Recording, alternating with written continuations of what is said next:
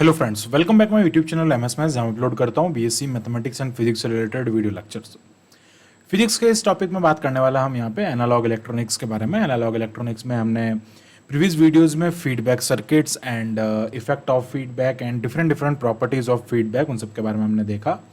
Feedback का classification भी हमने देखा। ये सारे वीडियोस आप अपने प्लेलिस्ट में जाके देख सकते हैं। हम यहाँ पे जो पढ़ाते हैं आप उनसे अपने नोट्स भी प्रिपेयर कर सकते हैं। जैसा हम पढ़ा रहे हैं उसके अकॉर्डिंग हमने नोट्स के अकॉर्डिंग उसको लिख रखा है, ताकि आपको एक्सप्लेन करने में हमें जो है वो काफ़ी सुविधा हो, और आप जो है एग्जाम में भी इसी टाइप से अगर लिख के आते हैं तो हम जस्ट लाइक जो टॉपिक होता है उसको बिल्कुल एक क्वेश्चन के फॉर्म में प्रेजेंट करते हैं, एंड एक इंडिविजुअल जो टॉपिक्स होता है उन सबके लिए वीडियोस जो है वो आपको यहाँ पे मिलते हैं। अगर आप चैनल पे नए हैं तो प्लीज़ चैनल को जरूर सब्सक्राइब करें, क्योंकि यहाँ पे आपको बीएससी का कंप्लीट कोर्स बिल्कुल सिस्टमैटिक मिलता है। और हाँ, इसी टाइप का सिस्टमैटिक कोर्स आपको और कहीं नहीं देखने को मिलेगा, क्योंकि मिलना थोड़ा मुश्किल होता है। मैथ्स का भी पूरा सिस्टमैटिक है एंड फिजिक्स का भी सिस्टमैटिक है। So now come to the topic and बात करते हैं यहाँ पे एनालॉग इलेक्ट्रॉनिक्स में। टॉपिक है हमारा ऑस्किलेटर। जब हम फीडबैक पढ़ते हैं तो we have two types of feedback, one is positive feedback and negative feedback. अब ये क्या होता है ये हमने हमारे प्रीवियस वीडियोस में डिस्कस कर रखा। बेसिकली फीडबैक बता देता हूँ एक बार। फीडबैक क्या होता है, हम क्या करते हैं कि सिग्नल्स को एम्पलीफायर में डालते हैं, एम्पलीफाई सिग्नल्स को एम्पलीफाई करता है। अब एम्पलीफायर जो होता है उनके अंदर ट्रांजिस्टर्स लगे होते हैं, तो ट्रांजिस्टर की वजह से जो सिग्नल हम यहाँ पे देते हैं उसका जस्ट लाइक 180 फेज शिफ्ट जो होता है वो इधर होता है, जस्ट अपोजिट फेज शिफ्ट इधर होता है। अब उसमें से अलग अलग टाइप के हम फीडबैक करते हैं, चाहे पॉजिटिव या नेगेटिव, दोनों में एक ही प्रोसेस होता है। हम यहाँ पे जो एक सर्किट लगा होता है उस फिल्टर सर्किट के बेसिस पे यहाँ से क्या करते हैं सिग्नल्स को लेते हैं और उसको वापस इनपुट के अंदर इंक्लूड कर देते हैं, मिला देते हैं, मिक्स कर देते हैं with the help of mixer circuits. ठीक है, तो ये पूरा प्रोसेस जो होता है this is known as feedback. और अब जो पॉजिटिव फीडबैक होता है, बेसिकली इस पे हमने एग्जाम्पल में भी देखा था और उसके एप्लीकेशन में भी देखा था। पॉजिटिव फीडबैक का सबसे बड़ा जो एक सबसे बड़ा कह सकते हैं, फिर one of the most important and one of the important जो उसका एप्लीकेशन है दैट इज ऑस्किलेटर। ऑस्किलेटर्स जो बनते हैं वो यहाँ पे पॉजिटिव फीडबैक से बनाया जाता है। अब जैसा कि इसका नाम यहाँ पे ऑस्किलेटर है, सो ऑस्किलेटर का मीनिंग क्या होता है, ये ऑस्किलेट करता है। अब यार जो इलेक्ट्रॉनिक्स है ये वर्ड तो मैकेनिक्स का है, मैं एक बार इस वर्ड को एक्सप्लेन कर देता हूँ। इन जनरल हम क्या कहते हैं, अगर हमारे पास में कोई पेंडुलम है तो पेंडुलम क्या करता है, इस अपने मीन पोजीशन के टू और फ्रो वो क्या करता है उसमें ऑस्किलेट करता है। अब यार जो वो ऑस्किलेट कर रहा है इसका मीनिंग क्या हुआ, आपने एक बार उसको एनर्जी देके छोड़ दिया, आपने एक बार फोर्स लगाया, एक्सटर्नल फोर्स लगाया, एंड देन आप फोर्स नहीं लगा रहे, तो धीरे धीरे क्या होता है उसमें डैम्पिंग होती है, यानी कि आप कह सकते हैं एयर रेजिस्टेंस होता है और उसके कारण वो धीरे धीरे रुकता है। पर हम आइडियल कंडीशन ऐसा मानते हैं कि एक बार के लिए मैंने इस पेंडुलम को इस पोजीशन से इस पोजीशन पर लाके छोड़ दिया, तो अब ये क्या करेगा, यहां से यहां तक उसी पोजीशन में चलता रहेगा, आइडियल कंडीशन में इनफाइनाइटली टाइम तक चलता रहेगा। तो यही कॉन्सेप्ट आता है इलेक्ट्रॉनिक्स के अंदर। अब इलेक्ट्रॉनिक्स में इस कॉन्सेप्ट से हम क्या बनाते हैं भैया, ऑस्किलेटर। अब ऑस्किलेटर का यूज वगैरह कहाँ होता है वो सारा हम डिस्कस करेंगे, टाइप्स भी डिस्कस करेंगे, पूरा क्लासिफिकेशन करेंगे। मेन चीज है कि ऑस्किलेटर होता क्या है। सो ऑस्किलेटर क्या करता है कि जो हमारा इनपुट सिग्नल है, एक बार हम उसको इनपुट सिग्नल देते हैं, सिर्फ एक बार, वो हम देते हैं पॉजिटिव फीडबैक की हेल्प से।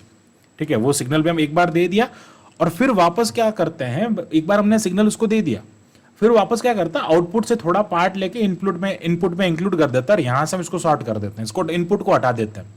अब उसको इनपुट की जरूरत नहीं है, एक बार अगर आपने उसको इनपुट लगा दिया, इन जनरल आप कहते हैं जैसे कैपेसिटर है। अब बेसिकली बता दूं आपको, इलेक्ट्रॉनिक्स में मेनली 3 टाइप के कंपोनेंट्स होते हैं, आर, सी एंड एल। सबके अलग अलग प्रॉपर्टीज होती है, इसमें सबसे इंपॉर्टेंट होता है सी। क्यों होता है, सी का मेन काम होता है डीसी से ये चार्ज होता है, एसी को ये अलाउ करता है, एसी पास हो जाती है उसके अंदर से, डीसी से ये चार्ज हो जाता है।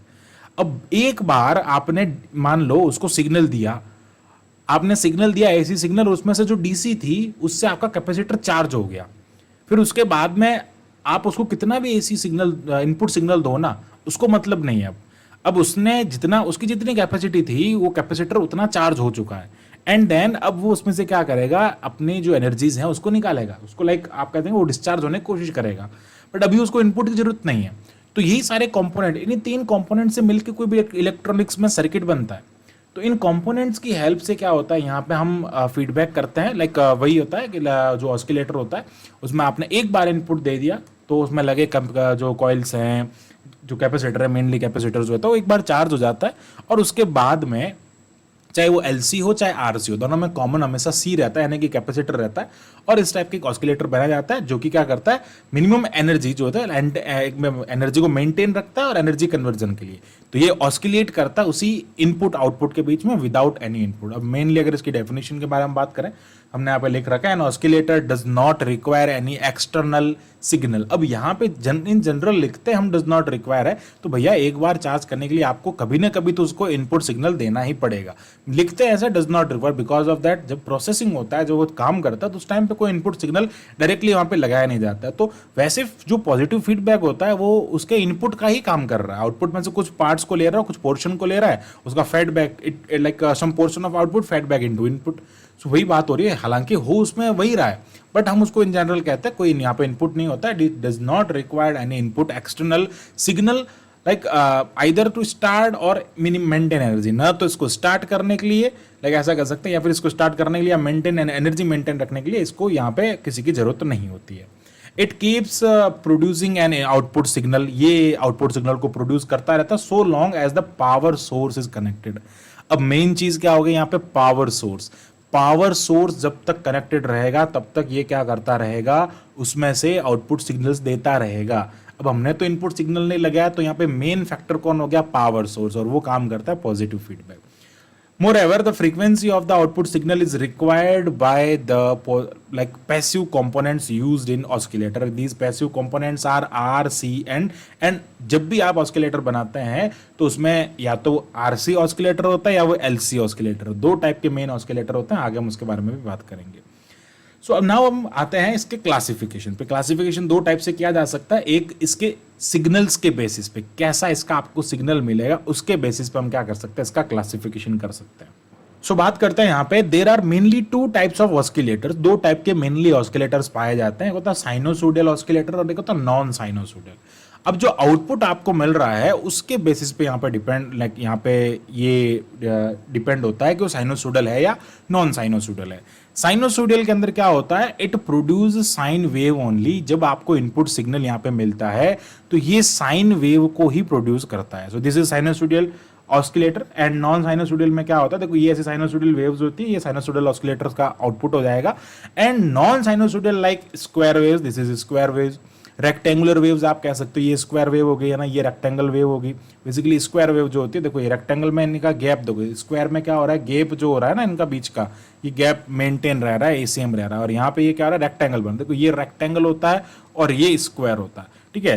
तो इस टाइप से आप देख सकते हैं रेक्टेंगुलर वेव, स्क्वायर वेव, या फिर आप कह सकते हैं स्मूथ वेव भी यहाँ पे होता है, इसको पल्स भी कह सकते हैं, स्मूथ वेव, या फिर पल्स की फॉर्म में ऐसे, जस्ट ऐसे है ना, पल्स की फॉर्म में, पल्स भी इसमें लाइक पल्स वेव भी इसमें आ सकती है, ट्रायंगुलर वेव्स भी इसमें आ सकती है। सो इस टाइप की वेव्स जो आती है उसको नॉन साइनोसोडियल ऑस्किलेटर कहते हैं। तो these are based on the output, nature of output, like sinusoidal और non sinusoidal. Now come to the, कैसे ये ऑस्किलेट करता है ना, हाउ इट ऑस्किलेट, कैसे ऑस्किलेट करता है, तो उसके बेसिस पे भी इसका अलग अलग टाइप्स के यहाँ पे इसके जो क्लासिफिकेशन होता है उनमें मेनली यहाँ पे आता है, यहाँ पे classification depends on how oscillation, कैसे उसमें ऑस्किलेशन करता है। सो पहला होता है ट्यून्ड ऑस्किलेशन। अब ट्यून्ड ऑस्किलेशन जो होता है इसमें एल और सी का यूज किया जाता है, और इसमें मेनली दो टाइप के ऑस्किलेटर्स हम पढ़ते हैं। पहला आता है Hartley oscillator and culprit oscillator. तो कल्पिट ऑस्किलेटर और हार्टले ऑस्किलेटर को हम वन बाय वन डिस्कस करेंगे, सभी के वीडियोस आप हमारे प्लेलिस्ट में जाकर देख सकते हैं। इसके बाद में सेकंड टाइप का आता है यहाँ पे आरसी फेज शिफ्ट।